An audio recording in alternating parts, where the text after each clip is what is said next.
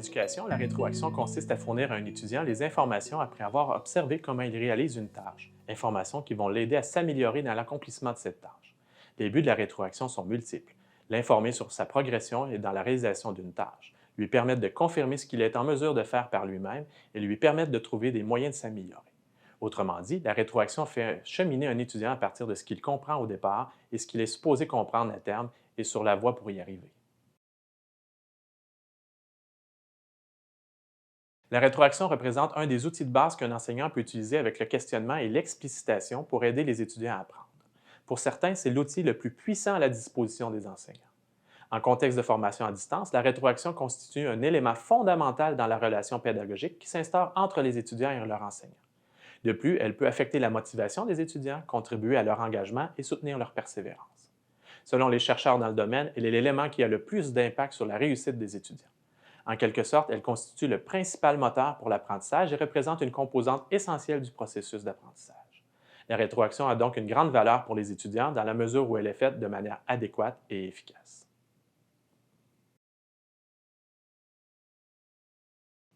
Habituellement, la rétroaction survient suite à une activité d'évaluation, peu importe sa fonction, diagnostique, formative, sommative ou certificative. Mais elle peut aussi survenir dans des interactions et des échanges par les différents moyens de communication utilisés dans un cours à distance. Dans tous les cas, la rétroaction constitue un outil puissant lorsqu'elle permet aux étudiants de savoir comment ils s'en sortent, alors qu'il est encore temps de s'ajuster. Par conséquent, il est préférable de fournir de la rétroaction avant les activités d'évaluation sommative ou certificative. On distingue deux moments où de la rétroaction peut être offerte. La rétroaction immédiate, qui aide les étudiants à comprendre et qui est efficace lorsque ces derniers apprennent de nouvelles notions ou qu'ils ont de la difficulté à comprendre les nouveaux contenus abordés. La rétroaction différée, qui, comme son nom l'indique, laisse passer un moment entre l'action des étudiants et la rétroaction. Ce genre de rétroaction fonctionne bien lorsque les étudiants sont plus avancés et favorise le transfert des éléments de la rétroaction dans d'autres situations similaires. En contexte de formation à distance, ce qui est intéressant, c'est que l'utilisation d'outils numériques pour réaliser les activités d'évaluation peut faciliter, enrichir et accélérer les façons de fournir de la rétroaction aux étudiants. Par exemple, l'utilisation d'outils de questionnaire lors d'évaluations formatives peut permettre l'automatisation des réponses fournies sous forme de sections du matériel didactique à revoir, de la présentation des réponses possibles ou des erreurs courantes. On peut même diriger les étudiants vers des ressources supplémentaires, exercices, documents d'appoint, hyperliens, etc. On peut même voir à les aider à comprendre ce qu'ils ne comprennent pas et s'outiller pour réussir et aller plus loin.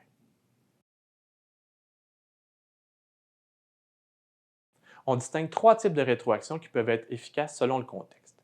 La rétroaction de base indique aux étudiants s'ils ont donné la ou les bonnes réponses. S'ils n'ont pas réussi, cela leur est indiqué ainsi que la réponse qu'ils auraient dû fournir, ce qui va les pousser à réfléchir pour comprendre ce qu'ils n'ont pas bien fait. Ce type de rétroaction est efficace avec des étudiants qui ont un niveau avancé ou intermédiaire. La rétroaction instructive indique aux étudiants ce qu'ils doivent faire de manière concrète et spécifique pour améliorer leur façon de faire ou leur performance. Fournir un exemple de problème résolu à suivre constitue un bon exemple de rétroaction instructive. Ce type de rétroaction est profitable pour les étudiants qui ont des difficultés ou qui sont des débutants. La rétroaction d'accompagnement ou d'entraînement incite les étudiants à réfléchir sur la manière d'améliorer leur performance sans leur montrer explicitement comment faire. Ce type de rétroaction est utilisé auprès des étudiants avancés ou qui sont compétents dans le domaine étudié. La combinaison de ces trois types de rétroaction avec les principaux plans de soutien abordés au premier microprogramme, soit les plans de soutien cognitifs, métacognitifs, méthodologiques et affectifs, fournit un canevas pour envisager les différents aspects sur lesquels de la rétroaction peut être fournie aux étudiants en fonction de leur niveau et ainsi les aider à réaliser leurs apprentissages.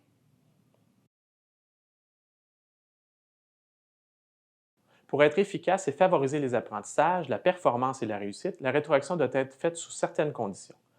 Tout d'abord, elle doit porter sur la réalisation des étudiants et non sur leur personne.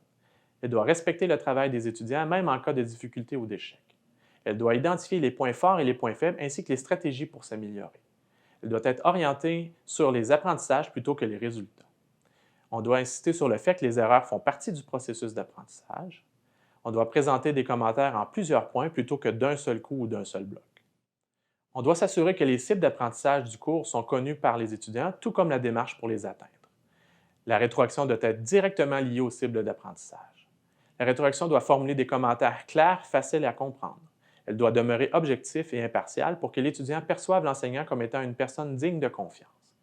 Elle doit encourager les échanges entre l'enseignant et les étudiants, ainsi que les étudiants entre eux. Et la rétroaction doit être personnalisée et positive.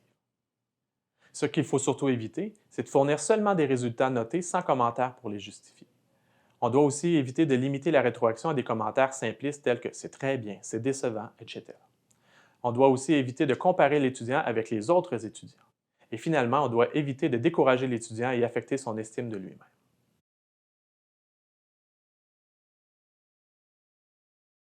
La façon avec laquelle un étudiant recevra et percevra la rétroaction qui lui est fournie doit être considérée. En effet, si la rétroaction occasionne chez lui une réaction émotionnelle, frustration, tristesse, etc., la rétroaction sera alors inefficace pour lui permettre de comprendre ses erreurs et lui permettre de s'améliorer. Ainsi, pour un enseignant, il importe donc d'établir avec les étudiants une relation pédagogique où la rétroaction doit être perçue comme une occasion d'entamer un dialogue avec leur enseignant et même leur père. Ces échanges doivent avoir lieu dans un climat de confiance réciproque où les erreurs sont acceptées et sont considérées comme faisant partie du processus d'apprentissage. Ainsi, pour arriver à entamer ce dialogue, il importe de créer des occasions pour susciter la rétroaction, encourager les échanges constructifs, les suggestions d'amélioration, etc. Par exemple, des moments pour soumettre des versions préliminaires ou des rapports d'étape afin de permettre une rétroaction par l'enseignant ou des pairs. On peut aussi utiliser des exemples de rétroaction fournis dans des travaux antérieurs pour échanger sur leur sens. Finalement, il peut être utile d'entamer des échanges à partir de questions telles que est-ce que les commentaires obtenus sont ceux que tu avais espérés? Est-ce que la réussite de ce travail est bien ou mieux que ce que tu avais anticipé? Lors du prochain travail, serait-il nécessaire de revoir les stratégies employées pour lire, écrire, corriger, planifier, etc.?